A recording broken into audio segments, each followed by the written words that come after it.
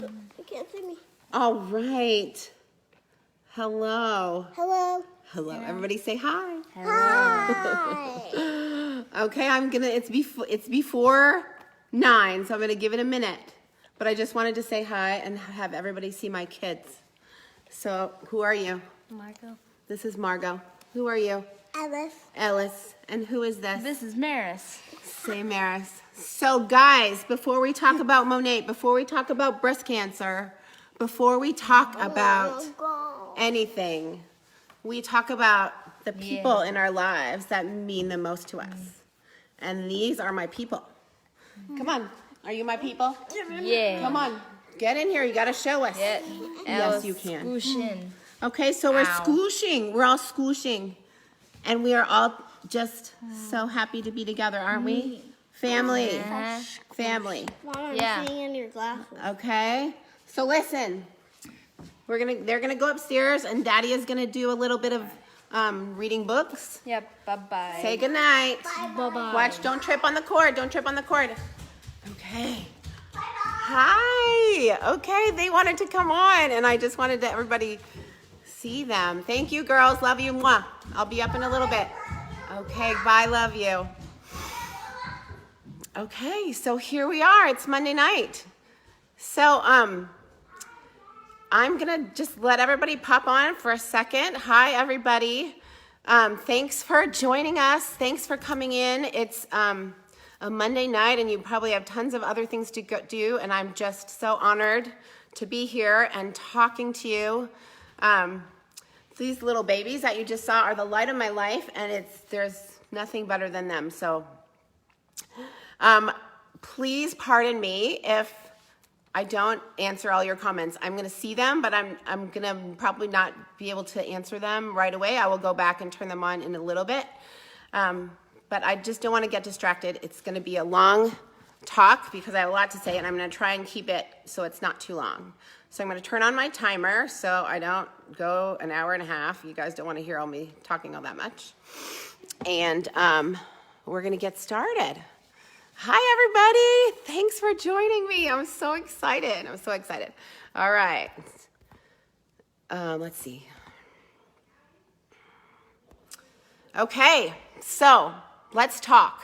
Okay, so what I'm going to do is tell you a little bit about myself, about my my life and my kind of journey to where I am today, and then of course about Monet, and then of course also about my experience with breast cancer. So I have a dog, so he's gonna have to sit down too. Hi everybody. So okay, so if you're ready to get started, let's get started. So here's the thing. I'm gonna go back to kind of the beginning, and you know, I was a Midwest girl. I grew up in Wisconsin, and I had just a normal family, a brother and parents, and lived in the middle of Wisconsin. We were just Midwest people. Hi, everybody. And, you know, had a really unremarkable childhood, but something about me and something about what I was thinking about and going through at an early age made me aware early on that I kind of wanted something more in my life. So right around age 12, I think, is the first time I ever had this kind of adult insight that I was looking around my life and it was okay.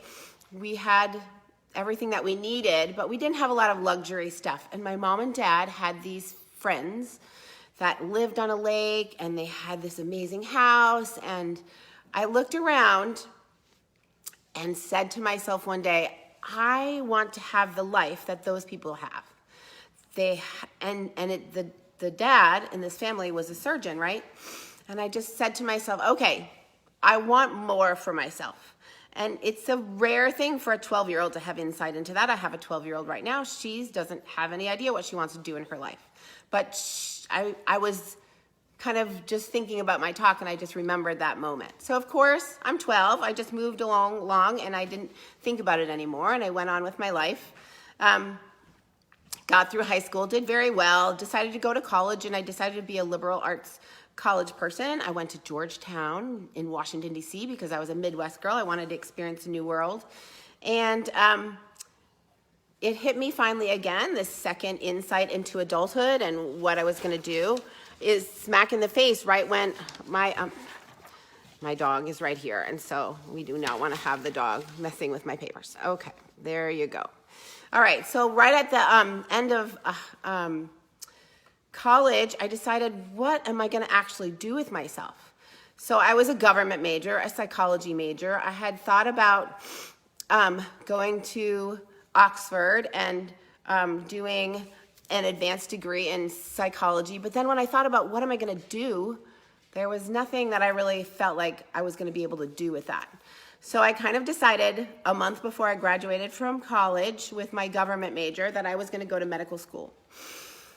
My parents were less than thrilled. They said, we have just spent 4 years paying for you to go to college, and you were a government major. We thought you were going to go to psychology school and get a master's degree. We thought you were going to go to law school. What's this medical school stuff? They said, we can't pay for that. I said, that's okay. So then, again, that was that adult insight into something more for myself. And so I decided, all right, I'm going to do this. So I found a way. I got some loans. I got an apartment. I kind of pulled on my big girl panties and decided I was going to just go do this. And so I did. At night, I got my pre-med requirements. I got a job first in a luggage store and then later on as a secretary in the Department of Neurology. And I started working, like in the adult workforce. I bought a little Honda Civic hatchback car and I was driving my little suburban drive every day. And somehow I made it through, and it was grit and it was determination, and I knew that was going to be a pathway for me to find what I wanted in life.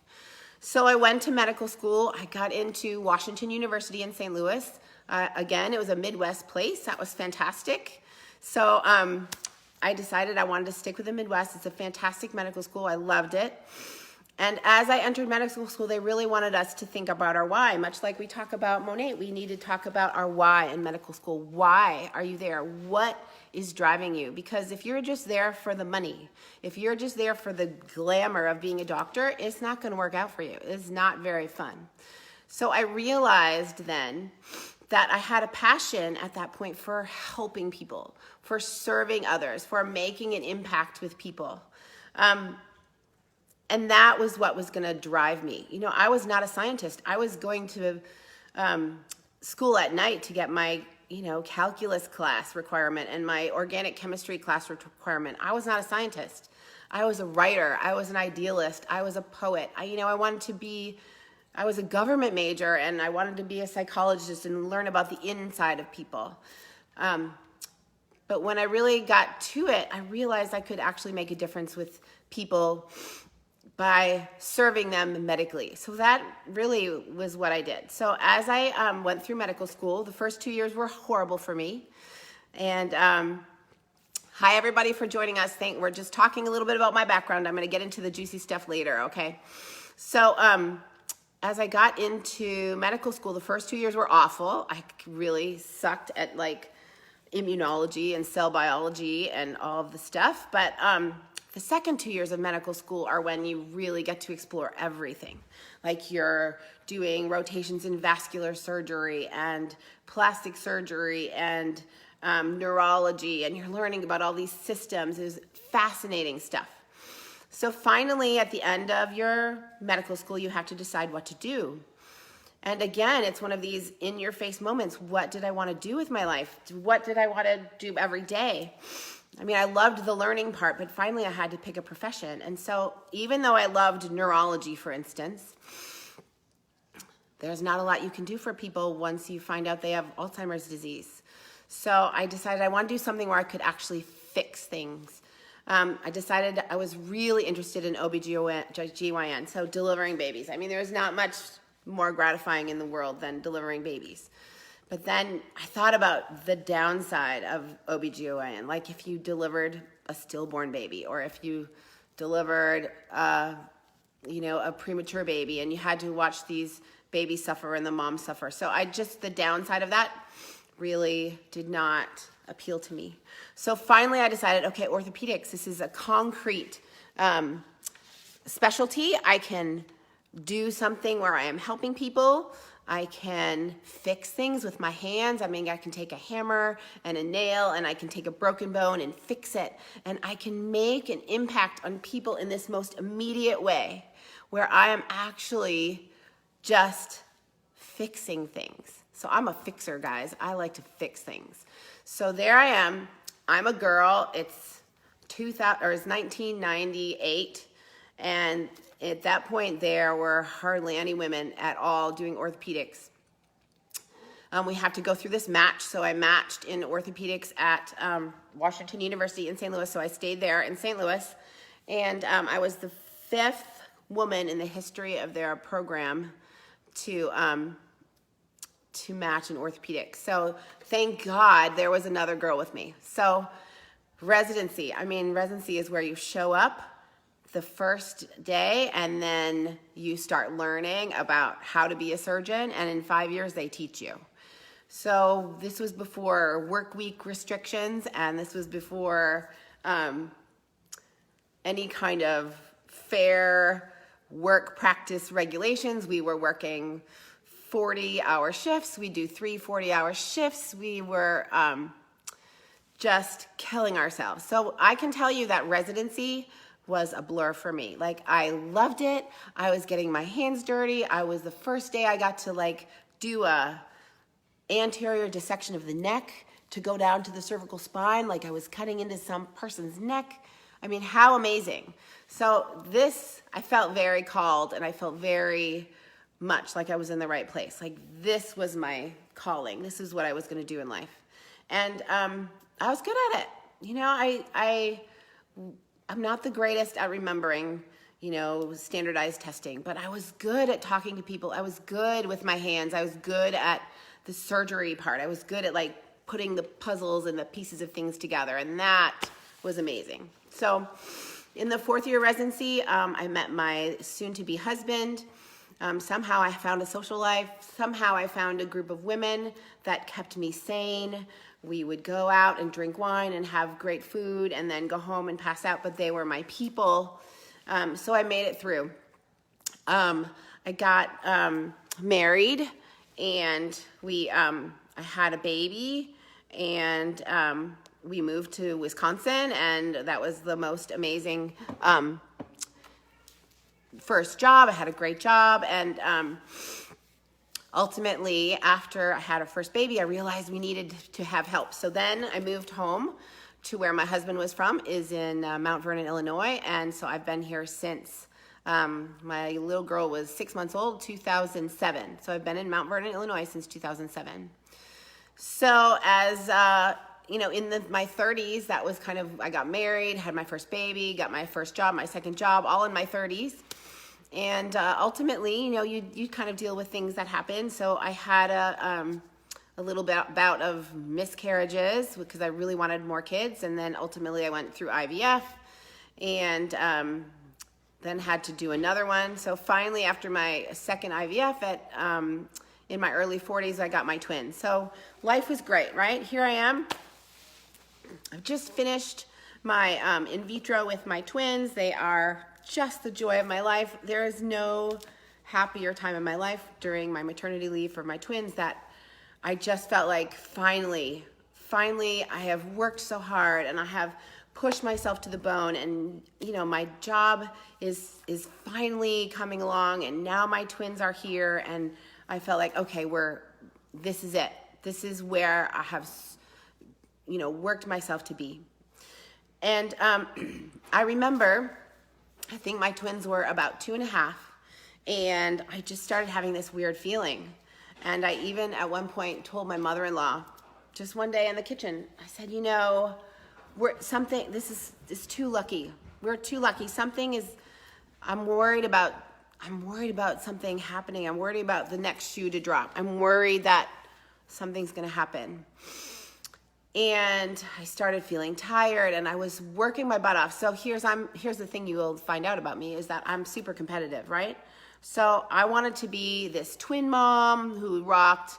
I wanted to be a really amazing mother. I wanted to be an amazing wife, but I also wanted to be over at the orthopedic center rocking it out and being an equal partner and showing my male counterparts that I could do the same amount of work and I could do the same amount of surgery and I could bring home the same amount of revenue as they could. So I was like fiercely independent and fiercely kind of a proponent of the women can do everything. Okay, so I was tired. My twins weren't really sleeping. I was working my butt off at surgery, and I just think was run down. I was not exercising. I was kind of a little bit overweight still 3 years after twins, and just not eating right, not taking care of myself. So we had gone to Florida for a summer vacation, and I remember coming home from the vacation, and I was putting the stuff away in the closet, and all of a sudden I felt like this lightning heat type pain in the top of my breast, just like a stab. And I was like, oh my God, what was that?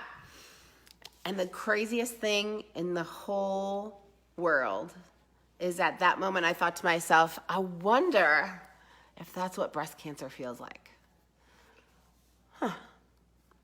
So I just went about my business. And I didn't realize until a couple weeks later that I was having this continuous throbbing pain there. And it was just, it wouldn't go away. And then, but I kept feeling, I'm a surgeon, like I am aware. I am a doctor and I am aware of what's happening. I'm aware about the physicality of things. I am aware of the body and what the body does and can't do and what happens with the body. So, it was a Thursday night. It was Labor Day weekend, 2016, September 2016.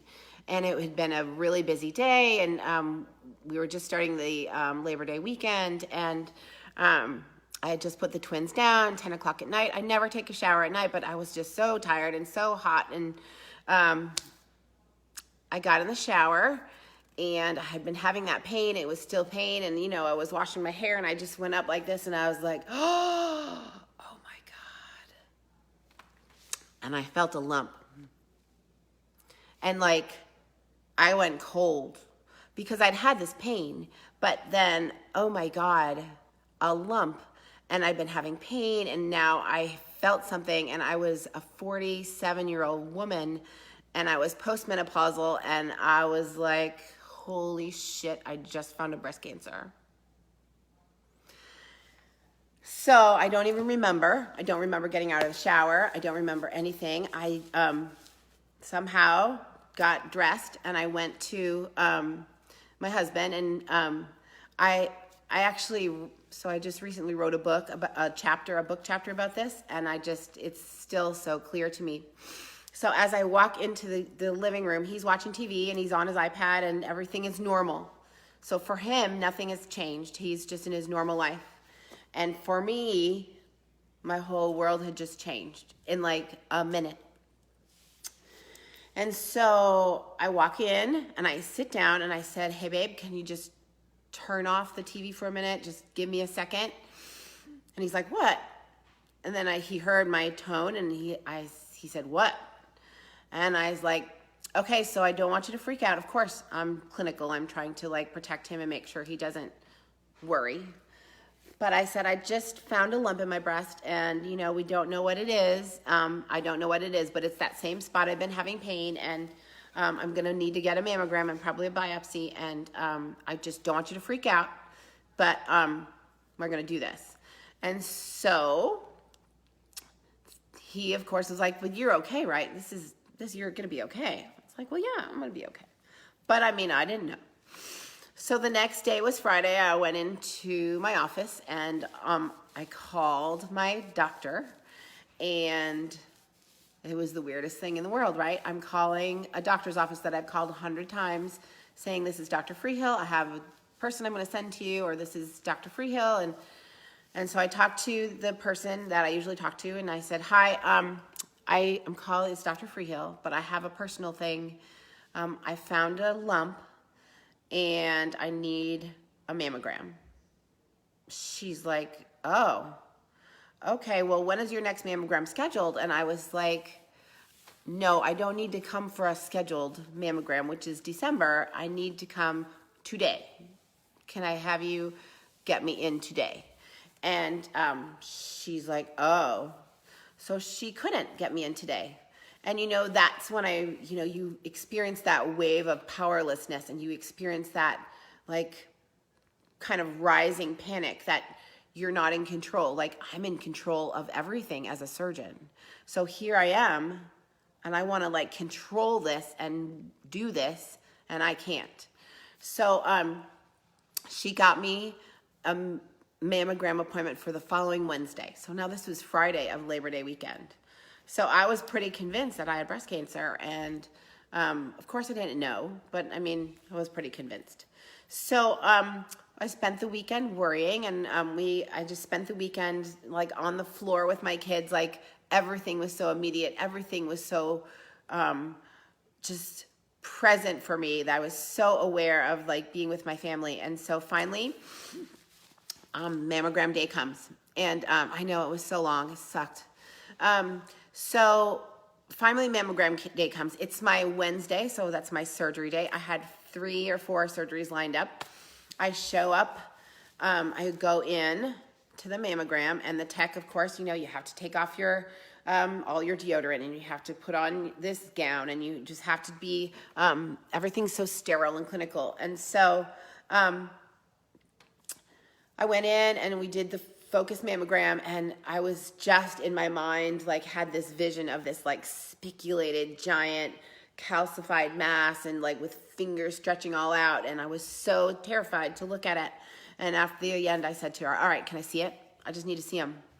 And she turned the little mammogram screen around, and there it was, right at the top, like a little grape, about 1 centimeter, pure white, totally round mass. And I was like, oh, that's it? Huh, okay. Well, that doesn't look so bad, but it was definitely obviously there. So the radiologist comes in. His kid goes to school with my kid. He's a guy that I call hundreds of times a week to help me with radiology reads. And he said, Angela, this looks like a cyst. This is fine. I don't think you need to worry about this. It looks very benign on mammogram. I don't think you need to worry. I think it's going to be okay. Why don't you just come back in a month? We will mammogram you again. We'll see if it's grown. We'll just not worry about this. And so I had this choice, right? I had this choice to listen to this person who, he's the person that is advising me. Or I could listen to my gut, and I could do what I needed to do, which was figure out what this was. Yeah, I know. He said, I think you just need to go. And I was thinking to myself, I'm a 47-year-old female with a painful breast mass visible on mammogram for a month with, no endocrine reasons why I would be having cystic masses in my breasts when I've never had them before. So I was like, I'm sorry, but no, that's not happening today. I am not going to go and come back in a month. We're going to biopsy this thing today, right now. He's like, well, isn't today your surgery day? Why don't you come tomorrow? Why don't you come another day? I'm not sure we can get your insurance covered. And I was like, no, we are biopsying this lump that is hurting me and has caused me angst and worry for the last 5 days, because I am sure this is a breast cancer. We are biopsying it right now, and I do not care how long it takes you to talk to the insurance company. We are doing this right now, and I will wait. And I do not care if I have a bruise on my boob for my surgery day today, but we are going to do this now.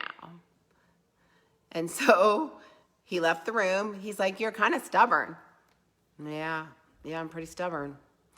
And he left the room, and he came back and he said, okay, we're going to do this now. And I said, thank you. Yes, we are going to do this now. So we went into the ultrasound room. This is the moment of truth, right? They do an ultrasound and they look inside, and if it's cystic, it's going to look different on ultrasound, and then they're going to put a needle in it.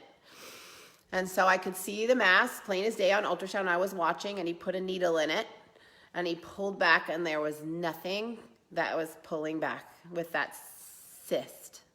So this clearly was not a cyst. And he's like, oh, that's not a cyst. Oh, All right, I'm going to take some biopsies. I'm like, thank you. Okay, good. Thank you. So we got that done. I went about my day. I was about 2.5 hours late for my surgery day. And that was not a good day for me. I was totally worried. But halfway through my day, I stopped and talked to one of my friends who is a general surgeon. I showed her my mammogram images, and she's like, oh, Angela, I'm glad you got a biopsy. I think that was the right thing, but this really looks benign. I think this is going to be a fibroadenoma. This is going to be something that is probably you want to take out, but it looks really good on mammogram. I'm not worried for you.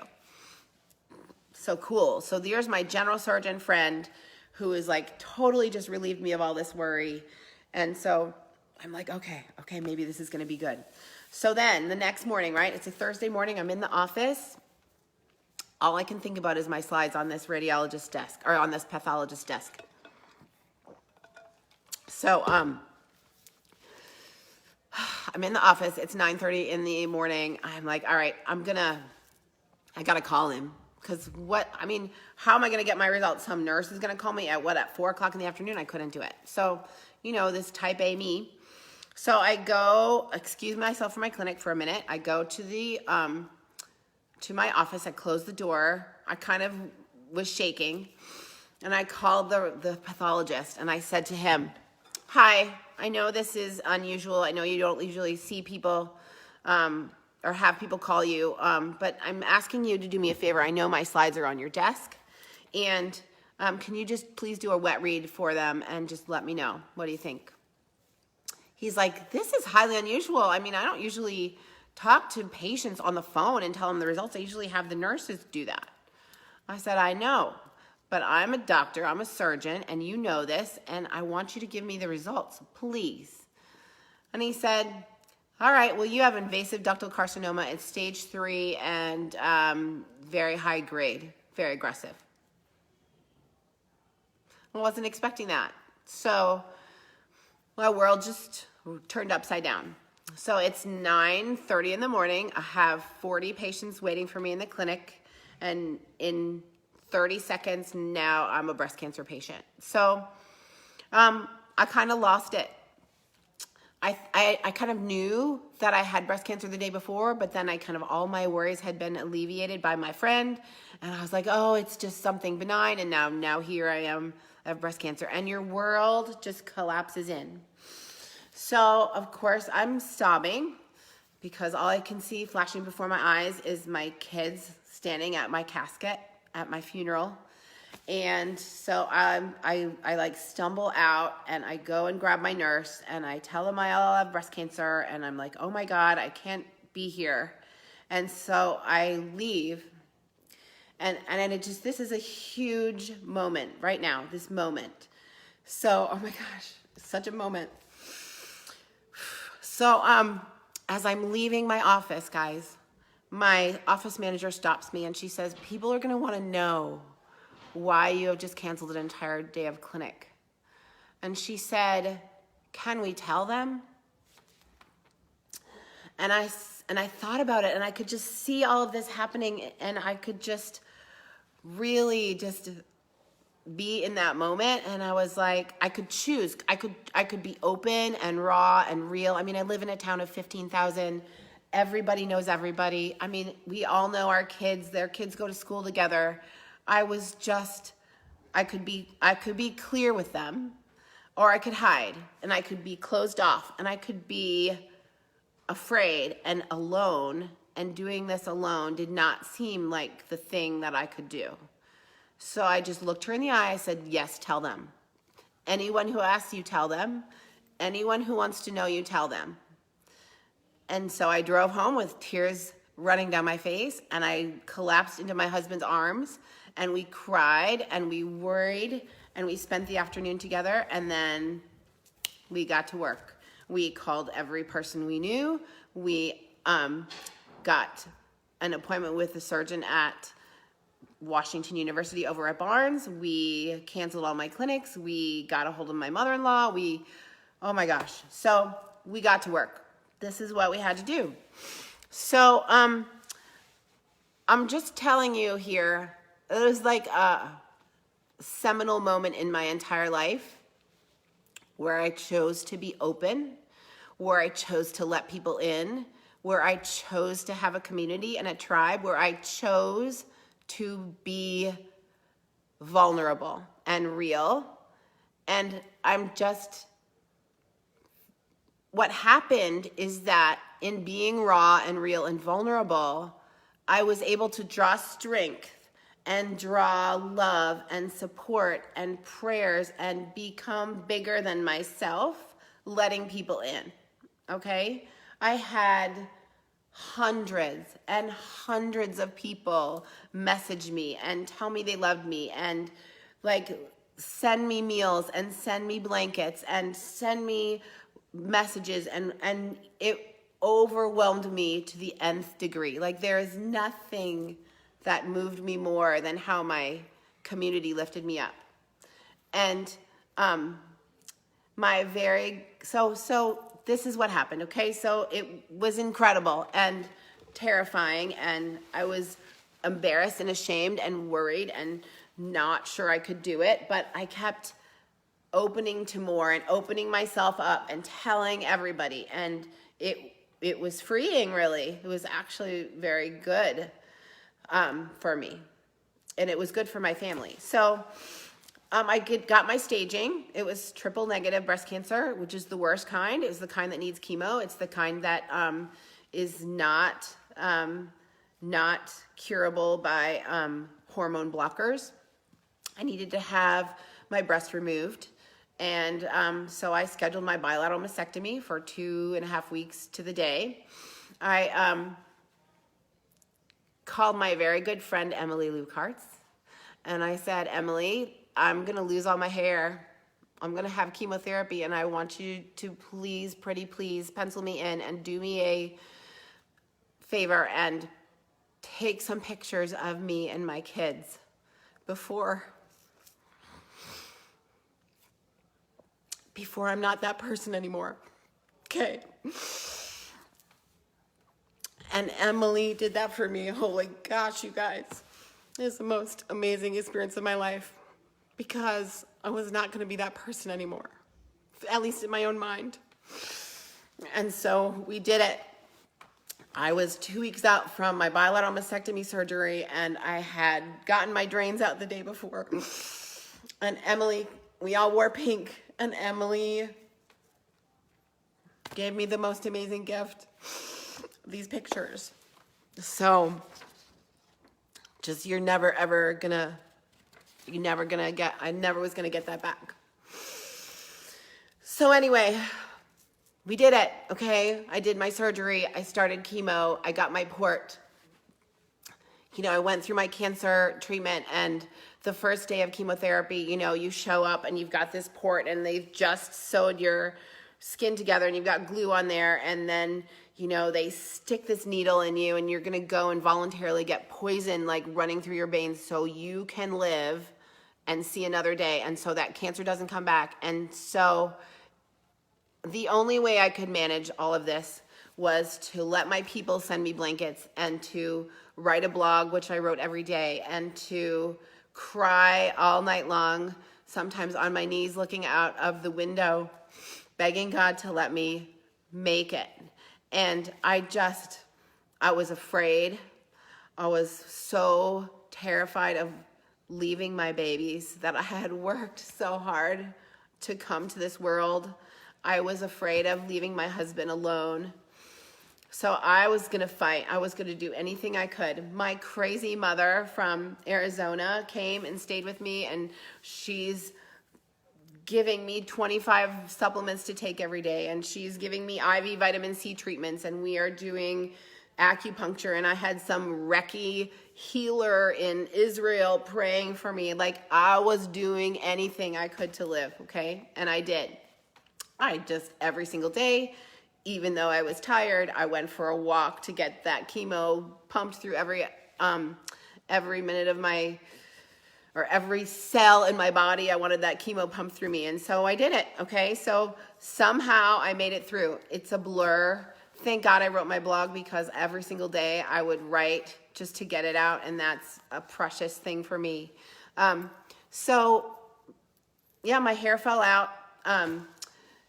We had the 2 weeks to the day after my first chemo, my hair was like falling out in clumps. I sat on the floor, and I let my 3-year-olds take scissors to my hair because I didn't want them to be scared of mommy. I had my husband shave me. What is really interesting about your hair is that, up until that point, I didn't look like a cancer patient to anybody else. Even though I had my mastectomy, you can't really see boobs through shirts, right? You can kind of tell a little bit, but the day that I had my hair shaved was the worst day for me, because now all of a sudden it was a public display of my illness. Like before, I could be strong, I could still be myself. But once your hair is gone, guys, it's really hard to feel yourself. It's really hard to feel like you're feminine. You feel almost disfigured. You feel ashamed and embarrassed. So, it was very hard. I cried and cried. My husband's shaving my head, and I just got tears coming down my face, and then my poor babies are like watching me. But, I decided I was going to be proud and just open, and just, what can you do? You continue to be yourself. So, I did. I wore these cute little beanie hats every day, and I wore little feathers in my hats, and I wore jewels, and I made it through. So finally, my last chemo was December 29th. It was winter, so I still was kind of bald. I had maybe just wisps. I had little wisps up top, but otherwise bald. And what really bothers me is that I didn't take pictures, because see these fierce pictures of these women who are like these warrior cancer women with just like this bald head and giant earrings and their pink lipstick, and they're so proud. And I didn't do that. I was kind of embarrassed and ashamed, and I wanted to hide. So I'm kind of sad I didn't do that, but I didn't. And it's just how I did just how I managed it. So, 6 weeks after, I started, or after I finished chemo, one of my girlfriends just messaged me and said, hey, there's this shampoo I heard about on Facebook, and it helps your hair grow. And so you should get some. I was like, yeah, I need to get some. So I did not research it except to find out if it was safe. And she's like, it's, anti-aging, blah, blah, blah, Monate, blah, blah, blah. And I was like, chemo haze and what? Okay, it makes your hair grow. That's all I heard, hair grow. So of course I bought it, and it came, and I started using it. And what was interesting is that I started taking pictures because I was obsessed with my hair growing. I just wanted my hair to grow. And I think it was 2 months from when I started, I actually had got a little crew cut. So instead of having just a kind of a tiny wisps, I had actually pretty good head of hair. But it was still April, and I was still wearing those hats, and it was getting hot. So I remember the day that I took off my hat to go to work. I had been working still through all of this, and it was April 2nd, and I took a picture, and I had been crying because I don't know why, I was so embarrassed. So I took off my hat, and I just took a picture, and then from there, my hair was growing. So I was using Intense Repair and this spray, and I was just spraying that stuff as much as I could, and my hair was growing. And what's interesting is in my practice, my clinical practice at my office, people would see me every 6 months, like my total knee people. And so as my hair was growing, these people who hadn't seen me for 6 months were like, whoa, what did you do with your hair? Why'd you cut your hair? And I was just continually saying, chemotherapy, breast cancer, chemotherapy. And after a while, I was like, I was so irritated because it was just I was talking more about my hair than I was about their knees and their shoulders and their ankles and all this stuff. So it was an irritant for me. It was like a constant reminder for me of something that was difficult and not easy, and I would find myself get mad about it. So here it is. It's been 6 months, right? Now my hair is still growing. I'm doing really well. And now I see, again, my dear friend Emily's posting on Facebook about starting her hair journey with Monat. And I was like, what? What is this? Hair journey. All right, well, let me call her. And I was like, Emily, what are you talking about, hair journey? What is this thing? And she's like, oh, you know, my friend Sarah has had this thing with her hair, and she started using these products, and it really helped her. I'm like, well, I'm using these products. These products are amazing. And she says, well, I joined this company, and I'm just going to start using them and see, and we're going to do this photos, and we're going to just see how this goes. And I was like, okay. And I'm like, is this a business? She's like, yes, Angela. Are you? I'm like, well, listen, I've had chemo. I don't know. I can barely even function to keep myself alive right now. So I'm like, okay, well, I'm interested in this because this is, you know, I'm doing this. I'm using these products anyway. So I need to do this with you. She's like, you're a surgeon. I'm like, I know, but I need to do something else. I need to find a way to kind of, you know, transform this experience for me into being this experience of being irritated and kind of pissed off every time somebody talks to me about my hair to something that can be positive. I need to transform this experience into something that is better and not sad for me. So I was like, all right, I'm doing this. She's like, what? Okay, cool. Well, this is how you do it. And I was like, you know, I'm on there. I'm like in between surgeries. I got my little Bouffon hat on, and I'm like, what pack should I get? And I'm like, I'm going to get the $3.99 pack. She's like, why don't you get the $2.99 pack? It was hilarious. So, right, I bought my pack. And then I got my products, and I started using this, and I was so excited, and I like started a Facebook group, and the first market partner I signed up is my mother, and then my second market partner was my husband's cousin, who's a hairstylist, and then I was on fire, okay? So I'm taking all of this pain and all of this angst and all of this worry and all of this shame and all of this stuff with my hair and my identity and my disfigured body and my self-esteem, and I am throwing it into my shampoo business because I felt like this whole intense repair. Like I did a Facebook Live on it when I was like, I don't know, 1 month into this business, I'm like, I'm using this bottle of shampoo called Intense Repair. And this is what's going on in me, right? I am intensely repairing my body and my mind and my soul. And I am going to keep doing this business because it is helping me heal. And so this was insane, okay? So it was like a light clicked for me. I had already had this hair journey. All I had to do was talk about it. And it, for me, like changed everything because I'm not pissed off anymore. I'm not furious anymore. Every time I talk about my hair in my clinic with like the people that hadn't seen me for 6 months, I'm like, yes, I lost my hair to chemotherapy and I have this amazing shampoo that's helping it grow and it's awesome. And you should use it too. And it was insane. So Emily, I think, hit Market Mentor in 6 weeks. I think I hit Market Mentor in 4 months.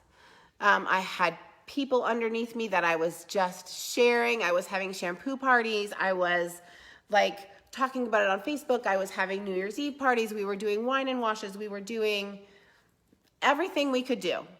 And it was insane. And it was growing like crazy. And it was the most exciting, incredible, most amazing thing.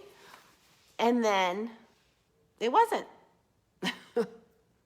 So like cancer, like life, like any business, you know, we have our ups and our downs. And so here I was so passionate about the shampoo, and we were doing all this stuff, and then we had a little bit of that glitchy Facebook problem with Monat, and I started worrying about sales, right? I needed to be a salesperson. And I wanted to do it right. And instead of having all that passion and that fire and using that and sharing that and continuing to grow with that, I kind of became inwardly focused again. And I'm like, okay, well, I'm not, and I'm starting to like shrivel. And I'm like, I'm not young and I'm not blonde and I still have this weird hair and I don't look right. And you start doing this thing and I start worrying about like looking at my tracker and I'm like, I'm not where I need to be and I need to be on the tracker and I joined Rainmakers and I was like, what can I do for sales? And my husband is like, listen, Angela, you're terrible at sales. You are successful because of your passion and your excitement about this business. But I was like, but I gotta be better. I gotta do better. And then I sucked. Okay, guys, I blew it. Like I wasn't leading my team. I was kind of totally worried about selling and I was all about, doing all this, stuff that wasn't real to me. It wasn't authentic to me and everybody knew it. And then all of a sudden, instead of people being excited and on fire with me, they were feeling like I was selling them. And that is not the way to do it. And so instead of being a market mentor and driving off into the sunset with my director status, right here, it did not happen that way. I fizzled and I tanked and I sucked.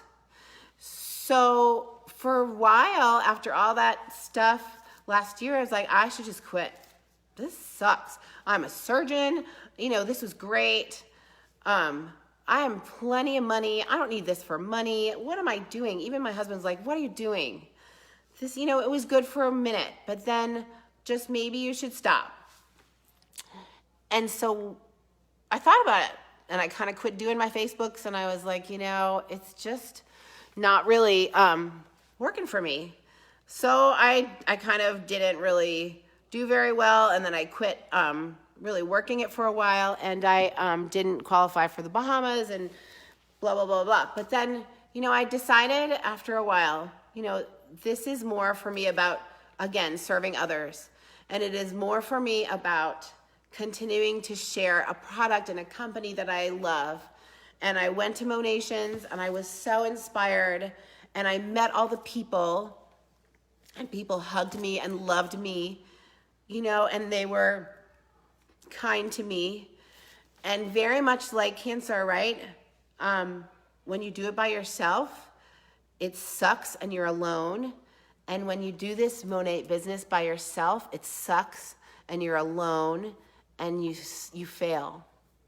And so when I let all these people in and I let all of that energy from Monations move me and I let all of this tribe of women support me and we talk about linking arms and we did it together, my business came back, right? So this year I got back to Market Mentor in September.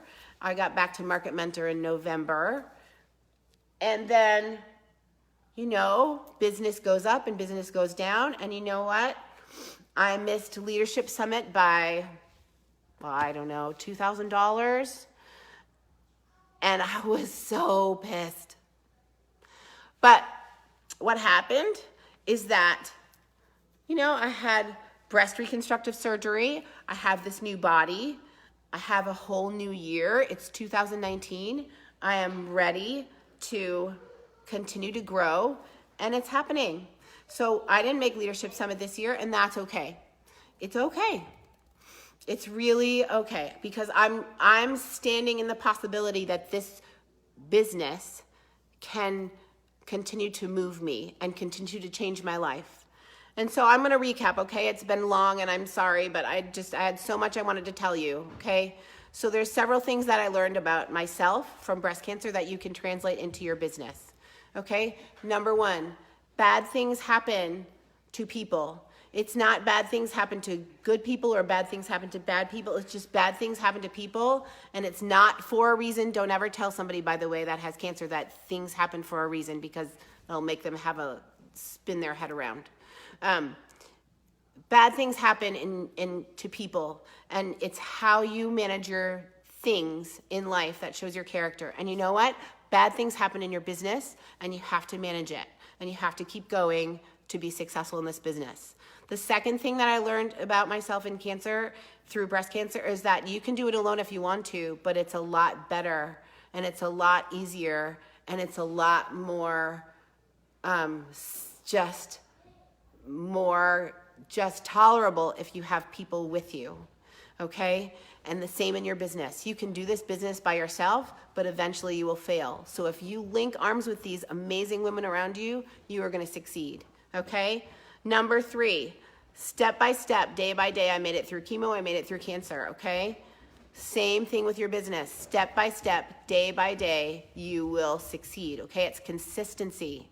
It's like carrying on, even though there's a Facebook glitchy thing about Aunt George's sister's uncle who says it doesn't work. Screw that. You keep going. You keep believing. It is a mindset thing. It is like, I'm going to live through this breast cancer. I'm going to make it. I am going to be stronger at the end. And same with this business. Okay, you guys, you can do this. Okay, here's the deal. Last thing.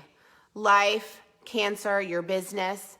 99.999% of us are not Sarah Hills and are not Emily Lou Kartz's and are not Ashley Dreese's. We are not all going to have this meteoric rise to the top. We are not.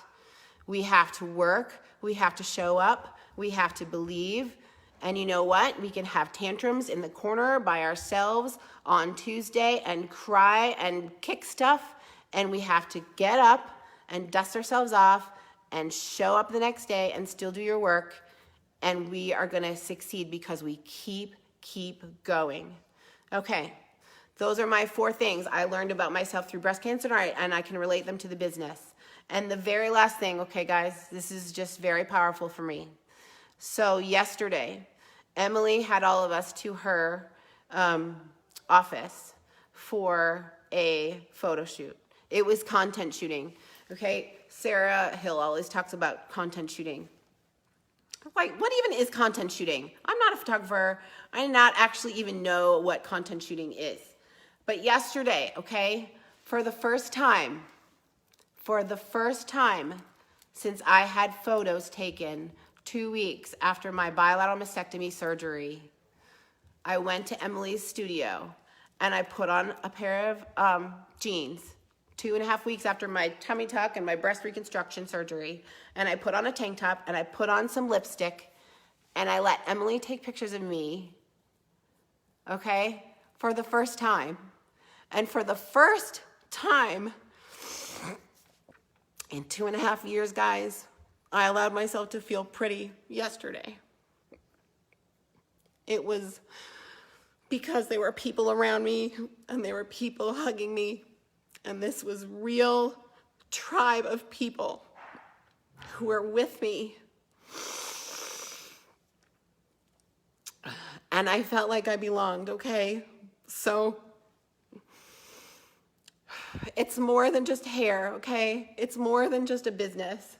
It is like people who love you, holding you up and linking arms with you and taking you on this ride.